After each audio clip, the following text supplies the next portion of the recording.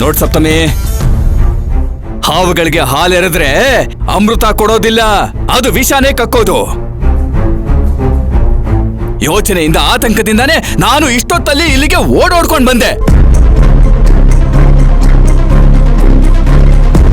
ನೋಡ್ ಸಪ್ತಮಿ, ಯಾವ ಕ್ಷಣದಲ್ಲೂ ಬೇಕಾದ್ರೂ ಈ ಹಾವುಗಳು ಹೊಂಚಾಕಿ ನಿನ್ನನ್ನ ಕಚ್ಬಿಡ್ಬೋದಮ್ಮ. ಈ ಹಾವುಗಳು ಯಾವಾಗ ಬೇಕಾದ್ರೂ ನಿನಗೆ ಅಪಾಯ ತಂದೊಡ್ಡುತ್ತೆ. ನೋಡ್ ಮಕ್ಳೆ, ಅದಕ್ಕೆ ಅವಕಾಶ ಮಾಡ್ಕೊಡ್ಬೇಡ ನೀನು. ಕಳ್ಸು ಇವರಿಬ್ರನ್ನ ಈಗ್ಲೇ ಈ ಕ್ಷಣನೇ ಇಲ್ಲಿಂದ ಆಚೆ ಕಳ್ಸು. ಆಗ್ಲೇನಮ್ಮ ನಿನಗೆ, ಈ ಮನೆಗೆ, ಎಲ್ರಿಗೂ ಒಳ್ಳೇದಾಗೋದು. ಈ ವೆಂಕಟಪ್ಪ ಬೇರೆ ನಮ್ಮನ್ನ ಆಚೆ ಕಳಿಸು ಅಂತ ಹೇಳ್ತಿದ್ದಾನಲ್ಲಪ್ಪ. ಇವರೆಲ್ಲ ಸೇರಿ ನಮ್ ಪ್ಲಾನ್ ಎಲ್ಲ ಉಲ್ಟಾ ಮಾಡೋ ತರ ಇದಾರಲ್ಲ. ನೋಡ್ ಸಪ್ತಮಿ, ಜಾಸ್ತಿ ಯೋಚನೆ ಮಾಡ್ಬೇಡ, ನನ್ನ ಮಾತು ಕೇಳು. ಈಗ ಇವರಿಬ್ರನ್ನ ಇಲ್ಲಿಂದ ಆಚೆ ಕಳಿಸು. ಬೀಗ್ರೆ, ನಾನ್ ತಪ್ಪು ಮಾಡಿದ್ದೀನಿ ನಿಜ. ಆದ್ರೆ ದೇವ್ರ ಮೇಲೆ ಸತ್ಯ ಮಾಡಿ ಹೇಳ್ತೀನಿ, ನಾವು ಬದಲಾಗಿದ್ದೀವಿ. ನಿಮ್ ಮಗಳು ಸಪ್ತಮಿ ನಮ್ಮನ್ ಕ್ಷಮಿಸಿದಾಳೆ. ನೀವು ದೊಡ್ಡ ಮನ್ಸ್ ಮಾಡಿ ನಮ್ಮನ್ ಕ್ಷಮಿಸ್ಬಿಡಿ. ಸರಿ, ಕ್ಷಮಿಸ್ತೀನಿ, ನಾನು ಕ್ಷಮಿಸ್ತೀನಿ. ಆದ್ರೆ ನಾನು ಕ್ಷಮಿಸಿದ ತಕ್ಷಣ ಈ ಕೂಡ್ಲೆ ನೀವು ಈ ಮನೆಯಿಂದ ಆಚೆ ಹೋಗ್ಬೇಕು. ಹೋಗ್ತೀರಾ?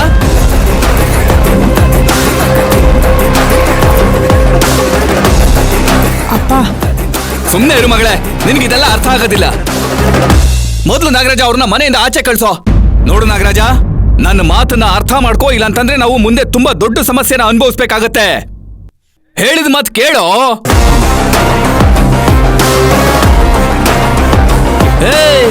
ಇನ್ನೂ ಏನ್ ಯೋಚನೆ ಮಾಡ್ತಿದ್ಯಾ? ಮೊದಲು ಅವ್ರನ್ನ ಮನೆಯಿಂದ ಆಚೆ ಕಳ್ಸೋ. ವೆಂಕಟು, ನನ್ನ ಸೊಸೆ ಯಾವುದೇ ನಿರ್ಧಾರ ತಗೊಂಡ್ರು ಅದು ಸರಿಯಾಗೇ ಇರುತ್ತೆ. ಇದ್ರ ಮೇಲೂ ನಾನೇನಾದ್ರೂ ಮಾತಾಡಿದ್ರೆ ಅಥವಾ ಆ ನಿರ್ಧಾರನ ಬದಲಾಯಿಸಿದ್ರೆ ನನ್ನ ಸೊಸೆಗೆ ನಾನು ಏನ್ ಬೆಲೆ ಕೊಟ್ಟಾಗುತ್ತೆ ನೀನು ಹೇಳು. ಅದಕ್ಕೆ ನಾನು ಸುಮ್ಮನೆ ಇದ್ದೀನಿ ಕಣೋ.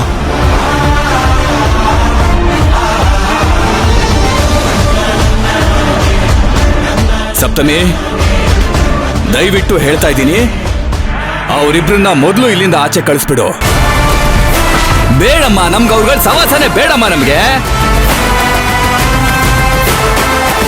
ಅಪ್ಪ, ನೀವು ನನ್ನ ಮಗಳಾಗಿ ನೋಡ್ತಿದ್ದೀರಾ, ಆದ್ರೆ ನಾನು ಈ ಮನೆ ಸೊಸೆಯಾಗಿ ನನ್ನ ನಿರ್ಧಾರ ಸರಿಯಾಗೇ ಇದೆ.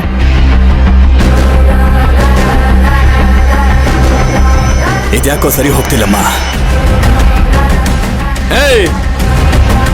ಏನ್ ನೋಡ್ತಾ ಇದ್ದೀರಾ ಮುಖಾನ? ಕಟ್ರೆ ನಿಮ್ ಗಂಟು ಮೂಟೆನ, ನಡೀರಿ ಮನೆಯಿಂದ ಆಚೆಗೆ.